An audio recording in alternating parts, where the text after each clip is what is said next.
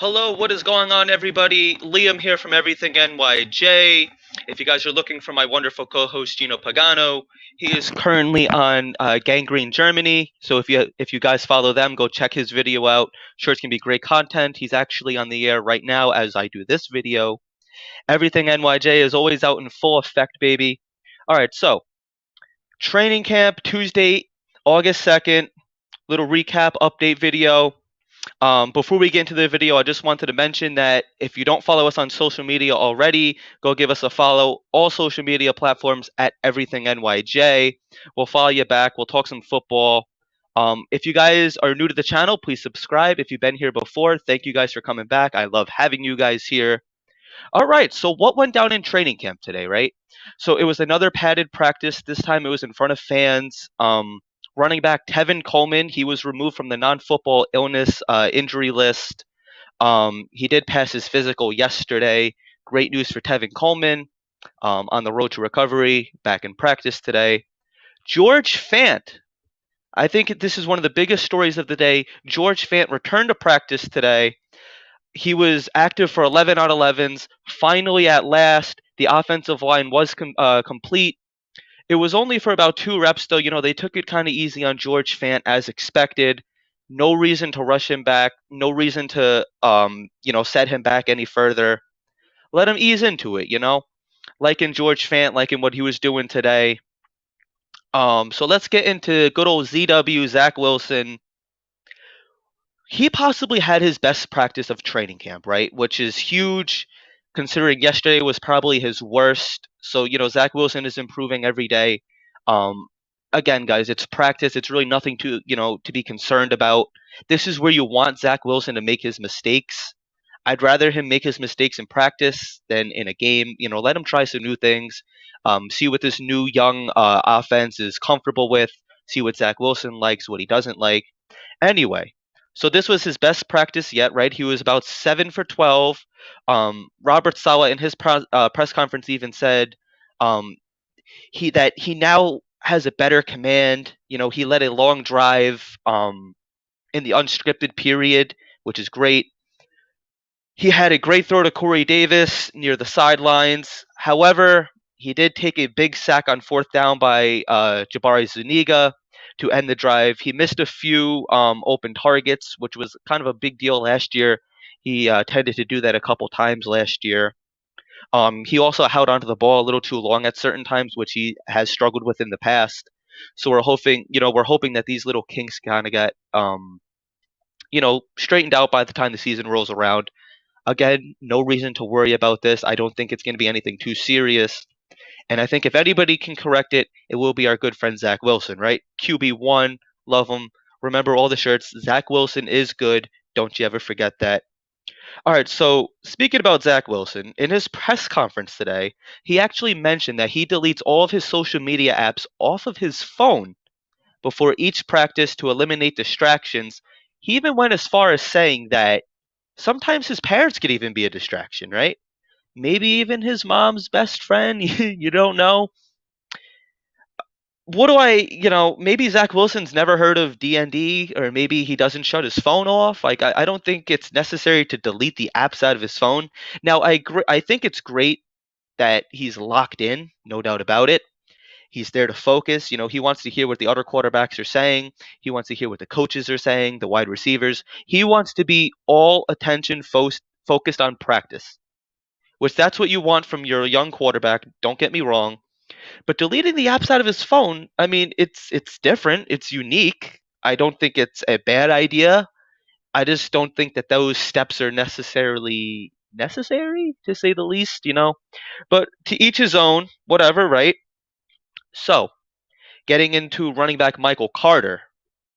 Not to be too concerned, but Michael Carter did sit out of team drills and 11 on 11s, dealing with a minor ankle injury. He is currently day to day.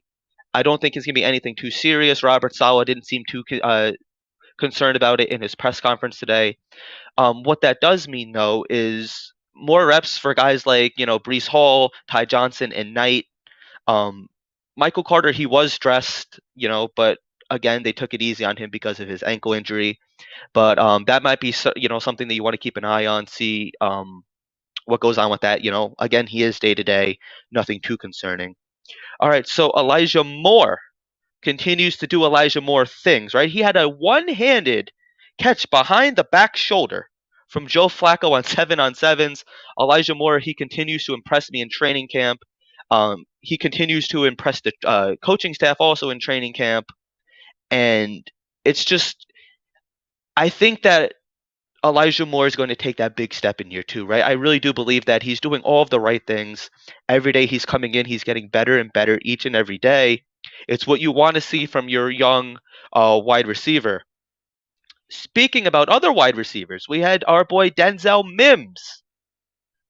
Mike White connected to Denzel Mims for a 60-yard touchdown pass.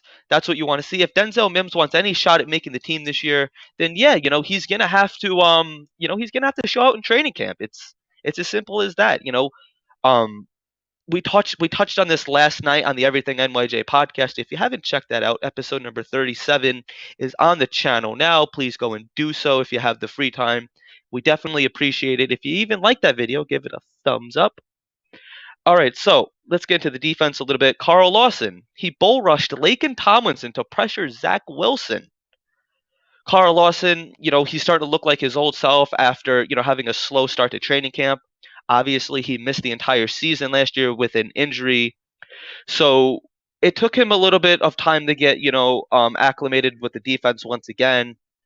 And you saw a lot last year. Carl Lawson was kind of bullying around Mekhi Becton last year, so is he going to be doing the same to Laken Tomlinson this year?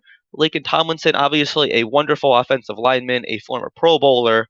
So I think it's very good competition for these two. And they're only going to make each other better, right? So continuing to stay on defense for a minute here. Defensive end, Vinny Curry had a slight hamstring injury. He's expected to be back by the end of the week. But if DN Vinny Curry wants any chance at making this team, then he has to stay on the practice field. He has to stay healthy. Obviously, he dealt with an injury last year. And there's a lot of defensive ends on this team. To name a few, we have Carl Lawson, we have Jermaine Johnson, we have Michael Clemens, we have Vinny Curry. I'm sure I'm missing a couple, but that's just to name a few. Vinny Curry is not edge rusher number one, right? And I don't think he ever was. And I'm not sure if he's going to make the team, but it's not looking good for him. He was injured last year. He's injured this year. It's not it's a slight hamstring injury. He might have just tweaked it. Nothing to be too concerned about. But on the other hand, how many times is this guy going to get injured in training camp, right? All right, so wide receivers, Garrett Wilson, Braxton Berrios, Corey Davis, they all contributed. All the quarterbacks were spreading the ball around. Zach Wilson connected with CJ Azuma. And it's just, we're starting to see that high-flying offense a little bit. All these wide receivers are getting their work in. It's what you guys like to see, right? So talk about injuries a little bit. Tight end Jeremy Ruckert is still dealing with an injury, but he is making progress, not making practice. He's at practice. So we're not sure when Jeremy Ruckert is going to be back, but it is there's no sense of urgency to rush him back into the mix, especially with Tyler Conklin and CJ Azuma. Just let him get healthy. I mentioned that last night. But yeah, that was really practice for today. Nothing too crazy, nothing too, especially injury wise. Around the league, Christian Wirfs and a couple other players were injured. Christian Wirfs was actually carted off the field today, which you never want to see a player get injured, especially before they even make the team, before they even get to practice, preseason, regular season. You guys know. So that's going to wrap it up for this video. Thank you guys for watching. As always, we are back tomorrow night live at 8 o'clock here on YouTube. We have Harrison Glazer from the Take Flight Spit and Fire podcast. That's a little tongue twister there. If you guys have any questions, that you guys want to ask Harrison, just let us know. We'll ask them for you.